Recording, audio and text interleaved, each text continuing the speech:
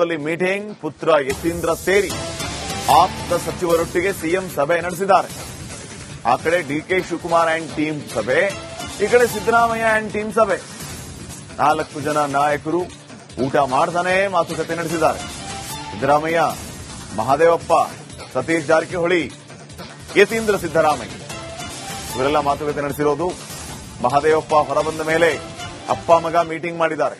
ರೂಮ್ನಲ್ಲಿ ತಂದೆ ಮತ್ತು ಪುತ್ರ ಇಬ್ಬರೇ ಪ್ರತ್ಯೇಕವಾಗಿ ಮಾತುಕತೆ ನಡೆಸಿರೋದು. ಪುತ್ರ ಯತೀಂದ್ರಗೆ ಕಿವಿಮಾತು ಹೇಳಿದ್ರೆ ಹಾಗಿದ್ರೆ ಸಿಎಂ ಸಿದ್ದರಾಮಯ್ಯ, ಯಾಕಂದ್ರೆ ನಮ್ಮಪ್ಪನೇ 5 ವರ್ಷ ಸಿಎಂ ಅಂತ ಹೋದಲ್ಲಿ ಬಂದಲ್ಲಿ ಘೋಷಣೆ ಮಾಡ್ತಾ ಇದ್ದಾರೆ ಯತೀಂದ್ರ ಸಿದ್ದರಾಮಯ್ಯ. ಅವರಷ್ಟೇ ಅಲ್ಲ, ಹೈಕಮಾಂಡ್ ನಮಗೆ ಸ್ಪಷ್ಟನೆಯನ್ನ ಕೊಟ್ಟಿದೆ ಅಂತಾನೂ ಹೇಳ್ತಿದ್ದಾರೆ ಅವರು. ಸೊ ಯತೀಂದ್ರಗೆ ರಾಜಕೀಯ ಪಾಠವನ್ನ ಮಾಡ್ತಾ ಇದ್ದಾರೆ ಸಿದ್ದರಾಮಯ್ಯ ಅವರು.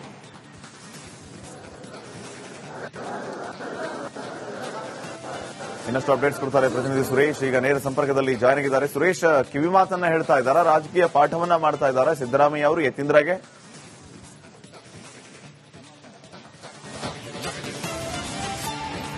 ಶ್ರೀಪಾದ್ ಪಟೇಲ್, ಬೆಳಗಾವಿ ಅಧಿವೇಶನದಲ್ಲಿ ನಮ್ಮ ತಂದೆನೇ 5 ವರ್ಷ ಸಿಎಂ ಸಿದ್ದರಾಮಯ್ಯ ಅವರು ಮುಂದುವರಿದ್ದಾರೆ ಅಂತಕ್ಕಂಥ ಒಂದು ಹೇಳಿಕೆಯನ್ನು ಕೊಟ್ಟು ಇಡೀ ಅಧಿವೇಶನ ಕಲಾಪವನ್ನೇ ನುಂಗಾಕುವಂತಹ ಪ್ರಸಂಗ ನಡೆಯಿತು. ಈಗ ಕಳೆದ 3 ಬಾರಿ ಒಟ್ಟು ಪುನರುಚ್ಚಾರ ಮಾಡಿರ್ತಕ್ಕಂಥ ಬೆಳಗಾವಿ ಅಧಿವೇಶನ ಶುರುವಾದ ನಂತರ ಸಿಎಂ ಸಿದ್ದರಾಮಯ್ಯ ಅವರು ಮತ್ತೆ ಅಧಿಕಾರಾವಧಿಯನ್ನು ಪೂರ್ಣಗೊಳಿಸುತ್ತಾರೆ. 5 ವರ್ಷ ನಮ್ಮ ತಂದೆಯವರೇ ಮುಖ್ಯಮಂತ್ರಿ ಆಗಿರ್ತಾರೆ ಅಂತಕ್ಕಂಥ ಹೇಳಿಕೆಯನ್ನು ಕೊಟ್ಟರು. ಈ ಒಂದು ಹೇಳಿಕೆಯಿಂದ ಒಂದು ಕಾಂಗ್ರೆಸ್ನಲ್ಲಿ ಬಹಳ ದೊಡ್ಡ ಮಟ್ಟದ ಸಂಚಲನ ಶುರುವಾಯಿತು. ಡಿಕೆ ಶಿವಕುಮಾರ್ ಆಪ್ತ ಬಣದವರು ಕೂಡ ಎಲ್ಲೋ ಒಂದ್ ಕಡೆ ಅವ್ರಿಗೂ ಇರಿಸು ಮುರುಸು, ಜೊತೆಗೆ ಒಂದ್ ರೀತಿ ಅವ್ರಿಗೂ ಕೂಡ ಆಕ್ಷೇಪಗಳು ಎತ್ತಾದವು. ಸೊ ಹೀಗಾಗಿ ಇವತ್ತು ಬೆಳಗಾವಿ ಅಧಿವೇಶನದಿಂದ ಭೋಜನ ಕಲಾಪ ಏನು ಆಯ್ತು, ಭೋಜನ ಕಲಾಪದ ಬಳಿಕ ಸಿಎಂ ಸಿದ್ದರಾಮಯ್ಯ ಮತ್ತು ಯತೀಂದ್ರ ಇಬ್ಬರು ಕೂಡ ಒಂದೇ ಕಾರಿನಲ್ಲಿ ಯತೀಂದ್ರ ಅವರು ನೇರವಾಗಿ ಸರ್ಕ್ಯೂಟ್ ಹೌಸ್ಗೆ ತೆರಳಿದ್ರು. ಆ ಸರ್ಕ್ಯೂಟ್ ಹೌಸ್ನಲ್ಲಿ ಇಬ್ಬರೂ ಕೂಡ ಸೇರಿ ಕೆಲ ಕಾಲ ಮಾತುಕತೆ ಆಡಿರ್ತಕ್ಕಂಥದ್ದು ನಮಗಿರುವಂತಹ ಮಾಹಿತಿ. ಜೊತೆಗೆ 4 ಜನ ಆಪ್ತ ಶಾಸಕರ ಜೊತೆ ಕೂಡ ಚರ್ಚೆಯನ್ನು ಮಾಡಿರ್ತಕ್ಕಂಥದ್ದು. ಪ್ರಮುಖವಾಗಿ ಸಚಿವರಂತಹ ಸತೀಶ್ ಜಾರಕಿಹೊಳಿ, ಎಚ್.ಸಿ. ಮಹದೇವಪ್ಪ, ಹಾಗೇನೇ ಯತೀಂದ್ರ ಸಿದ್ದರಾಮಯ್ಯ ಮತ್ತು ಸಿದ್ದರಾಮಯ್ಯ ಮೂವರು ಒಟ್ಟು 4 ಜನರು ಸೇರಿ ಕೆಲ ಕಾಲ ಚರ್ಚೆಯನ್ನು ಮಾಡಿದ್ದಾರೆ. ಯತೀಂದ್ರ ಸಿದ್ದರಾಮಯ್ಯ ಕೊಟ್ಟಂತಹ ಹೇಳಿಕೆ ನಂತರ ಆಗಿರ್ತಕ್ಕಂಥ ಪರಿಣಾಮಗಳು, ಜೊತೆಗೆ ಪಕ್ಷದಲ್ಲಿ ಕಾಂಗ್ರೆಸ್ ಅಂದ್ರೆ ಡಿಕೆ ಶಿವಕುಮಾರ್ ಆಪ್ತ ಬಣದವರು ಯಾವ ರೀತಿಯ ಆಕ್ಷೇಪವನ್ನು ವ್ಯಕ್ತಪಡಿಸಿದ್ದಾರೆ, ಇದೆಲ್ಲದರ ಕುರಿತಂತೆ ಕೂಡ ಇವತ್ತು ಕೆಲ ಕಾಲ ಚರ್ಚೆಯನ್ನು ಮಾಡಿದ್ದಾರೆ. ಇದಾದ ನಂತರ ಕೂಡ ಪುತ್ರ ಯತೀಂದ್ರ ಅವರನ್ನ ಕರೆದು ಸಿದ್ದರಾಮಯ್ಯ ಅವರು ಕೆಲ ಕಾಲ ರೂಮ್ ನಲ್ಲಿ ಪ್ರೈವೇಟ್ ಆಗಿ ಕೂಡ ಮಾತುಕತೆ ಆಡಿರ್ತಕ್ಕಂಥದ್ದು. ಈ ಸಂದರ್ಭದಲ್ಲಿ ಕೂಡ ಯತೀಂದ್ರ ಅವರಿಗೆ ಬುದ್ಧಿಯನ್ನ ಹೇಳಿರ್ತಕ್ಕಂತಹ ಸಾಧ್ಯತೆಗಳಿರ್ತಕ್ಕಂಥದ್ದು. ಅಂದ್ರೆ ಈ ರೀತಿಯಾದಂತಹ ಹೇಳಿಕೆಗಳನ್ನು ಕೊಡುವ ಮೂಲಕ ಮತ್ತೆ ಹೈಕಮಾಂಡ್ಗೂ ಕೂಡ ಮುಜುಗರ ಆಗುವಂತಹ ಸಾಧ್ಯತೆಗಳಿರ್ತಕ್ಕಂಥದ್ದು. ಯಾಕೆಂತಂದ್ರೆ ಈಗಾಗಲೇ ಹೈಕಮಾಂಡ್ ಕೂಡ ಬಹಳ ಸ್ಪಷ್ಟವಾಗಿ ಹೇಳಿದ್ದಾರೆ. ಅಂದ್ರೆ ಖರ್ಗೆ ಅವರು ಕೂಡ ಹೈಕಮಾಂಡ್ ಯಾವ ತೀರ್ಮಾನ ತೆಗೆದುಕೊಳ್ಳುತ್ತೆ ಕಾದ್ ನೋಡೋಣ, ಹೈಕಮಾಂಡ್ ತೀರ್ಮಾನವೇ ಅಂತಿಮ ಅಂತಕ್ಕಂಥ ಮಾತನ್ನ ಹೇಳಿದ್ದಾರೆ. ಈಗಿರುವಂತಹ ಸಂದರ್ಭದಲ್ಲಿ ನೀನು ಈ ರೀತಿಯಾಗಿ ಪದೇ ಪದೇ ಹೇಳಿಕೆಯನ್ನು ಕೊಡುವಂತ ಸರಿಯಲ್ಲ ಅಂತಕ್ಕಂಥದ್ದು ಒಂದು ಬುದ್ಧಿ ಮಾತನ್ನ ಹೇಳಿರುವಂತಹ ಸಾಧ್ಯತೆಗಳಿರ್ತಕ್ಕಂಥದ್ದು. ಸೊ ಹೀಗಾಗಿನೇ ಅವರ ಒಂದು ಕಿವಿ ಮಾತಿಗೆ ಹೋಗೊಟ್ಟಿದ್ದಾರೆ ಅಂತ ಅನ್ಸುತ್ತೆ. ಬಹುಶಃ ರಿಪಬ್ಲಿಕ್ ಕನ್ನಡ ಕೂಡ ಯತೀಂದ್ರ ಸಿದ್ದರಾಮಯ್ಯ ಅವರನ್ನ ಮಾತಾಡಿಸೋದಕ್ಕೆ, ಅವರ ಪ್ರತಿಕ್ರಿಯೆ ಪಡೆಯೋದಕ್ಕೆ ಕೂಡ ಮುಂದಾಯಿತು. ಅಂತ ಸಂದರ್ಭದಲ್ಲಿ ಕೂಡ ಅವ್ರು ನಾನೇನು ಮಾತಾಡೋದಿಲ್ಲ ಅನ್ನೋ ಮೂಲಕ ಕಾರನ್ನ ಡೋರ್ ಕ್ಲೋಸ್ ಮಾಡ್ಕೊಳ್ಳುವಂತದ್ದು ಮತ್ತೆ ಕಾರ್ ಗ್ಲಾಸ್ ಅನ್ನು ಏರಿಸುವಂತ ಕೆಲಸವನ್ನ ಮಾಡಿದ್ರು. ಕಳೆದ 4 ದಿನಗಳಲ್ಲಿ 3 ಬಾರಿ ಪುನರುಚ್ಚಾರಣೆ ಮಾಡಿದ್ದಾರೆ. ನಮ್ಮ ತಂದೆಯವರೇ ಸಿಎಂ ಆಗಿ ಮುಂದುವರಿತಾರೆ ಅಂತಕ್ಕಂಥ ಹೇಳಿಕೆಯನ್ನು ಕೊಟ್ಟವರು ಏಕಾಏಕಿಯಾಗಿ ಸೈಲೆಂಟ್ ಆಗಿರ್ತಕ್ಕಂಥದ್ದು. ಸೊ ಇದೆಲ್ಲವನ್ನು ನೋಡ್ತಾ ಹೋದ್ರೆ ಖಂಡಿತವಾಗಲೂ ಕೂಡ ಸಿದ್ದರಾಮಯ್ಯ ಅವರು ಯತೀಂದ್ರ ಅವರಿಗೆ ಒಂದಷ್ಟು ಬುದ್ಧಿ ಮಾತನ್ನು ಹೇಳಿರುವಂತಹ ಸಾಧ್ಯತೆಗಳಿರ್ತಕ್ಕಂಥದ್ದು. ಜೊತೆಗೆ ಸಹಜವಾಗಿ ನಮ್ಗೆ ಗೊತ್ತಿರುವಂತಹ ಈಗ 14ನೇ ತಾರೀಕು ಈಗ ದೆಹಲಿಗೂ ಕೂಡ ಎಲ್ಲರೂ ಕೂಡ ತೆರಳ್ತಾ ಇದ್ದಾರೆ. ವೋಟ್ ಚೋರಿ ಅಭಿಯಾನ ಇರ್ತಕ್ಕಂಥದ್ದು, ಅಲ್ಲಿ ಪ್ರತಿಭಟನೆ ಇದೆ. ಸೊ ಇಂತಹ ಸಂದರ್ಭದಲ್ಲಿ ಮತ್ತೆ ಹೈಕಮಾಂಡ್ ನಾಯಕರು ಕರೆದು ಅವ್ರನ್ನ ಕ್ಲಾಸ್ ತೆಗೆದುಕೊಳ್ಳುವಂತ ಸಾಧ್ಯತೆಗಳಿರ್ತಕ್ಕಂಥ. ಹೀಗಾಗಿ ಮತ್ತೆ ಹೈಕಮಾಂಡ್ ಮುಂದೆ ಆಗಬಹುದಂತ ಮುಜುಗರಗಳನ್ನು ತಪ್ಪಿಸುವ ನಿಟ್ಟಿನಲ್ಲಿ ಸಿದ್ದರಾಮಯ್ಯ ಅವರು ಕೂಡ ಜಾಣ ನಡೆಯನ್ನ ಅನುಸರಿಸಿರ್ತಕ್ಕಂಥದ್ದು. ಹೀಗಾಗಿ ಇಲ್ಲಿಗೆ ಸಾಕು, ಈ ಹೇಳಿಕೆಗಳು ಮತ್ತೆ ಹೇಳಿಕೆಗಳನ್ನು ಕೊಡೋದು ಬೇಡ ಅಂತಕ್ಕಂಥ ಕಿವಿ ಮಾತನ್ನು ಹೇಳಿದ್ದಾರೆ ಅಂತ ಹೇಳಿ ನಮಗೆ ಗೊತ್ತಾಗ್ತಿರ್ತಕ್ಕಂಥ. ಸೊ ಹೀಗಾಗಿನೇ ಶ್ರೀಪಾದ್ ಪಾಟೀಲ್ ಸದ್ಯ ಈ ಬೆಳಗಾವಿ ಅಧಿವೇಶನ, ಇನ್ನು ಮುಂದೆ ಬೆಳಗಾವಿ ಅಧಿವೇಶನದಲ್ಲಿ ಮುಂದಿನ ಮುಖ್ಯಮಂತ್ರಿ ಅಥವಾ ನಾಯಕತ್ವ ಬದಲಾವಣೆಯ ವಿಚಾರ ಬಹುಶಃ ಇಷ್ಟಕ್ಕೆ ತಾರ್ಕಿಕ ಅಂತ್ಯ ಆಗಬಹುದು. ಅಂದ್ರೆ ಇಷ್ಟ ಹೇಳಿಕೆಗಳು, ಬಹಿರಂಗ ಹೇಳಿಕೆಗಳು ಇಲ್ಲಿ ನಿಲ್ಲುವಂತ ಸಾಧ್ಯತೆಗಳಿರ್ತಕ್ಕಂಥದ್ದು.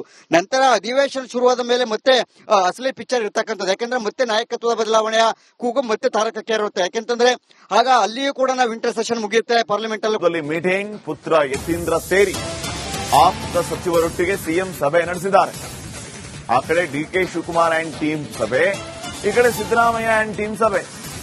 4 ಜನ ನಾಯಕರು ಊಟ ಮಾಡ್ತಾನೆ ಮಾತುಕತೆ ನಡೆಸಿದ್ದಾರೆ. ಸಿದ್ದರಾಮಯ್ಯ, ಮಹದೇವಪ್ಪ, ಸತೀಶ್ ಜಾರಕಿಹೊಳಿ, ಯತೀಂದ್ರ ಸಿದ್ದರಾಮಯ್ಯ ಇವರೆಲ್ಲ ಮಾತುಕತೆ ನಡೆಸಿರೋದು. ಮಹದೇವಪ್ಪ ಹೊರಬಂದ ಮೇಲೆ ಅಪ್ಪ ಮಗ ಮೀಟಿಂಗ್ ಮಾಡಿದ್ದಾರೆ. ರೂಮ್ನಲ್ಲಿ ತಂದೆ ಮತ್ತು ಪುತ್ರ ಇಬ್ಬರೇ ಪ್ರತ್ಯೇಕವಾಗಿ ಮಾತುಕತೆ ನಡೆಸಿರೋದು.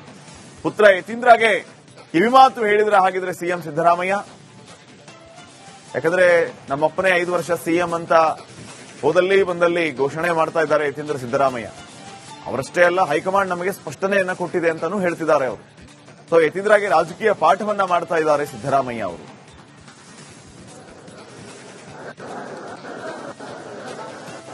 ಇನ್ನಷ್ಟು ಅಪ್ಡೇಟ್ಸ್ ಕೊಡ್ತಾರೆ ಪ್ರತಿನಿಧಿ ಸುರೇಶ್. ಈಗ ನೇರ ಸಂಪರ್ಕದಲ್ಲಿ ಜಾಯ್ನ್ ಆಗಿದ್ದಾರೆ. ಸುರೇಶ್, ಕಿವಿ ಮಾತನ್ನ ಹೇಳ್ತಾ ಇದ್ದಾರಾ, ರಾಜಕೀಯ ಪಾಠವನ್ನ ಮಾಡ್ತಾ ಇದ್ದಾರಾ ಸಿದ್ದರಾಮಯ್ಯ ಅವರು ಯತೀಂದ್ರಗೆ?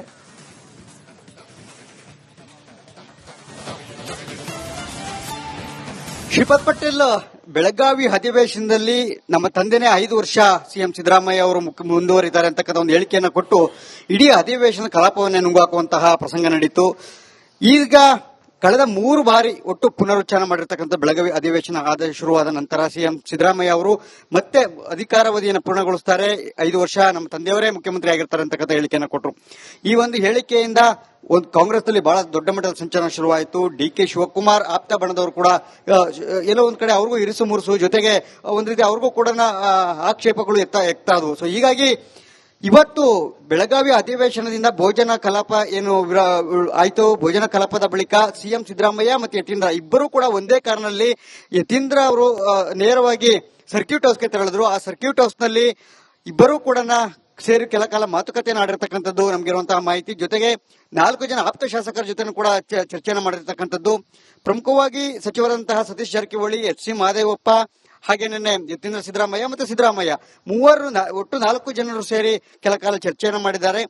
ಯತೀಂದ್ರ ಸಿದ್ದರಾಮಯ್ಯ ಕೊಟ್ಟಂತಹ ಹೇಳಿಕೆ ನಂತರ ಆಗಿರ್ತಕ್ಕಂಥ ಪರಿಣಾಮಗಳು, ಜೊತೆಗೆ ಪಕ್ಷದಲ್ಲಿ ಕಾಂಗ್ರೆಸ್ ಅಂದ್ರೆ ಡಿ.ಕೆ. ಶಿವಕುಮಾರ್ ಆಪ್ತ ಬಣದವರು ಯಾವ ರೀತಿಯ ಆಕ್ಷೇಪವನ್ನು ವ್ಯಕ್ತಪಡಿಸಿದ್ದಾರೆ, ಇದೆಲ್ಲದರ ಕುರಿತಂತೆ ಕೂಡ ಇವತ್ತು ಕೆಲಕಾಲ ಚರ್ಚೆಯನ್ನು ಮಾಡಿದ್ದಾರೆ. ಇದಾದ ನಂತರ ಕೂಡ ಪುತ್ರ ಯತೀಂದ್ರ ಅವ್ರನ್ನ ಕರೆದು ಸಿದ್ದರಾಮಯ್ಯ ಅವರು ಕೆಲಕಾಲ ರೂಮ್ ನಲ್ಲಿ ಪ್ರೈವೇಟ್ ಆಗಿ ಕೂಡ ಮಾತುಕತೆ ಆಡಿರ್ತಕ್ಕಂಥದ್ದು. ಈ ಸಂದರ್ಭದಲ್ಲಿ ಕೂಡ ಯತೀಂದ್ರ ಅವರಿಗೆ ಬುದ್ಧಿಯನ್ನು ಹೇಳಿರ್ತಕ್ಕಂತಹ ಸಾಧ್ಯತೆಗಳಿರ್ತಕ್ಕಂಥದ್ದು. ಅಂದ್ರೆ ಈ ರೀತಿಯಾದಂತಹ ಹೇಳಿಕೆಗಳನ್ನು ಕೊಡುವ ಮೂಲಕ ಮತ್ತೆ ಹೈಕಮಾಂಡ್ಗೂ ಕೂಡ ಮುಜುಗರ ಆಗುವಂತಹ ಸಾಧ್ಯತೆಗಳಿರ್ತಕ್ಕಂಥದ್ದು. ಯಾಕೆಂತಂದ್ರೆ ಈಗಾಗಲೇ ಹೈಕಮಾಂಡ್ ಕೂಡ ಬಹಳ ಸ್ಪಷ್ಟವಾಗಿ ಹೇಳಿದ್ದಾರೆ. ಅಂದ್ರೆ ಖರ್ಗೆ ಅವರು ಕೂಡ ಹೈಕಮಾಂಡ್ ಯಾವ ತೀರ್ಮಾನ ತೆಗೆದುಕೊಳ್ಳುತ್ತೆ ಕಾದ್ ನೋಡೋಣ, ಹೈಕಮಾಂಡ್ ತೀರ್ಮಾನವೇ ಅಂತಿಮ ಅಂತಕ್ಕಂಥ ಮಾತನ್ನು ಹೇಳಿದ್ದಾರೆ. ಈಗಿರುವಂತಹ ಸಂದರ್ಭದಲ್ಲಿ ನೀನು ಈ ರೀತಿಯಾಗಿ ಪದೇ ಪದೇ ಹೇಳಿಕೆಯನ್ನು ಕೊಡುವಂತ ಸರಿಯಲ್ಲ ಅಂತಕ್ಕಂಥದ ಒಂದು ಬುದ್ಧಿ ಮಾತನ್ನ ಹೇಳಿರುವಂತಹ ಸಾಧ್ಯತೆಗಳಿರ್ತಕ್ಕಂಥದ್ದು. ಸೊ ಹೀಗಾಗಿ ನಿನ್ನೆ ಅವರ ಒಂದು ಕಿವಿ ಮಾತಿಗೆ ಹೋಗೊಟ್ಟಿದ್ದಾರೆ ಅಂತ ಅನ್ಸುತ್ತೆ. ಬಹುಶಃ ರಿಪಬ್ಲಿಕ್ ಕನ್ನಡ ಕೂಡ ಯತೀಂದ್ರ ಸಿದ್ದರಾಮಯ್ಯ ಅವರನ್ನ ಮಾತಾಡಿಸೋದಕ್ಕೆ ಅವರ ಪ್ರತಿಕ್ರಿಯೆ ಪಡೆಯೋದಕ್ಕೆ ಕೂಡ ಮುಂದಾಯಿತು. ಅಂತ ಸಂದರ್ಭದಲ್ಲಿ ಕೂಡ ಅವ್ರು ನಾನೇನು ಮಾತಾಡೋದಿಲ್ಲ ಅನ್ನೋ ಮೂಲಕ ಕಾರನ್ನ ಡೋರ್ ಕ್ಲೋಸ್ ಮಾಡ್ಕೊಳ್ಳುವಂತದ್ದು ಮತ್ತೆ ಕಾರ್ ಗ್ಲಾಸ್ ಅನ್ನು ಏರಿಸುವಂತ ಕೆಲಸವನ್ನ ಮಾಡಿದ್ರು. ಕಳೆದ 4 ದಿನಗಳಲ್ಲಿ 3 ಬಾರಿ ಪುನರುಚ್ಚಾರಣೆ ಮಾಡಿದ್ದಾರೆ. ನಮ್ಮ ತಂದೆಯವರೇ ಸಿಎಂ ಆಗಿ ಮುಂದುವರಿತಾರೆ ಅಂತಕ್ಕಂಥ ಹೇಳಿಕೆಯನ್ನ ಕೊಟ್ಟವರು ಏಕಾಏಕಿಯಾಗಿ ಸೈಲೆಂಟ್ ಆಗಿರ್ತಕ್ಕಂಥದ್ದು. ಸೊ ಇದೆಲ್ಲವನ್ನು ನೋಡ್ತಾ ಹೋದ್ರೆ ಖಂಡಿತವಾಗಲೂ ಕೂಡ ಸಿದ್ದರಾಮಯ್ಯ ಅವರು ಯತೀಂದ್ರ ಅವರಿಗೆ ಒಂದಷ್ಟು ಬುದ್ಧಿ ಮಾತನ್ನು ಹೇಳಿರುವಂತಹ ಸಾಧ್ಯತೆಗಳಿರ್ತಕ್ಕಂಥದ್ದು. ಜೊತೆಗೆ ಸಹಜವಾಗಿ ನಮ್ಗೆ ಗೊತ್ತಿರುವಂತ ಈಗ 14ನೇ ತಾರೀಕು ಈಗ ದೆಹಲಿಗೂ ಕೂಡ ಎಲ್ಲರೂ ಕೂಡ ತೆರಳ್ತಾ ಇದ್ದಾರೆ. ಓಟ್ ಚೋರಿ ಅಭಿಯಾನ ಇರ್ತಕ್ಕಂಥದ್ದು, ಅಲ್ಲಿ ಪ್ರತಿಭಟನೆ ಇದೆ. ಸೊ ಇಂತಹ ಸಂದರ್ಭದಲ್ಲಿ ಮತ್ತೆ ಹೈಕಮಾಂಡ್ ನಾಯಕರು ಕರೆದು ಅವ್ರನ್ನ ಕ್ಲಾಸ್ ತೆಗೆದುಕೊಳ್ಳುವಂತ ಸಾಧ್ಯತೆಗಳಿರ್ತಕ್ಕಂಥದ್ದು. ಹೀಗಾಗಿ ಮತ್ತೆ ಹೈಕಮಾಂಡ್ ಮುಂದೆ ಆಗಬಹುದಂತ ಮುಜುಗರಗಳನ್ನು ತಪ್ಪಿಸುವ ನಿಟ್ಟಿನಲ್ಲಿ ಸಿದ್ದರಾಮಯ್ಯ ಅವರು ಕೂಡ ಜಾಣ ನಡೆಯನ್ನ ಅನುಸರಿಸಿರ್ತಕ್ಕಂಥದ್ದು. ಹೀಗಾಗಿ ಇಲ್ಲಿಗೆ ಸಾಕು, ಈ ಹೇಳಿಕೆಗಳು ಮತ್ತೆ ಹೇಳಿಕೆಗಳನ್ನು ಕೊಡೋದು ಬೇಡ ಅಂತಕ್ಕಂಥ ಕಿವಿ ಮಾತನ್ನು ಹೇಳಿದ್ದಾರೆ ಅಂತ ಹೇಳಿ ನಮಗೆ ಗೊತ್ತಾಗ್ತಿರ್ತಕ್ಕಂಥದ್ದು. ಸೊ ಹೀಗಾಗಿ ನಿನ್ನೆ ಶ್ರೀಪಾದ್ ಪಾಟೀಲ್ ಸದ್ಯ ಈ ಬೆಳಗಾವಿ ಅಧಿವೇಶನ, ಇನ್ನು ಮುಂದೆ ಬೆಳಗಾವಿ ಅಧಿವೇಶನದಲ್ಲಿ ಮುಂದಿನ ಮುಖ್ಯಮಂತ್ರಿ ಅಥವಾ ನಾಯಕತ್ವ ಬದಲಾವಣೆಯ ವಿಚಾರ ಬಹುಶಃ ಇಷ್ಟಕ್ಕೆ ತಾರ್ಕಿಕ ಅಂತ್ಯ ಆಗಬಹುದು. ಅಂದ್ರೆ ಇಷ್ಟೇ ಹೇಳಿಕೆಗಳು, ಬಹಿರಂಗ ಹೇಳಿಕೆಗಳಿಗೆ ಇಲ್ಲಿ ನಿಲ್ಲುವಂತ ಸಾಧ್ಯತೆಗಳಿರ್ತಕ್ಕಂಥದ್ದು. ನಂತರ ಅಧಿವೇಶನ ಶುರುವಾದ ಮೇಲೆ ಮತ್ತೆ ಅಸಲಿ ಪಿಕ್ಚರ್ ಇರ್ತಕ್ಕಂಥದ್ದು. ಯಾಕಂದ್ರೆ ಮತ್ತೆ ನಾಯಕತ್ವದ ಬದಲಾವಣೆಯ ಕೂಗು ಮತ್ತೆ ತಾರಕಕ್ಕೆ ಇರುತ್ತೆ. ಯಾಕೆಂತಂದ್ರೆ ಆಗ ಅಲ್ಲಿಯೂ ಕೂಡ ವಿಂಟರ್ ಸೆಷನ್ ಮುಗಿಯುತ್ತೆ, ಪಾರ್ಲಿಮೆಂಟ್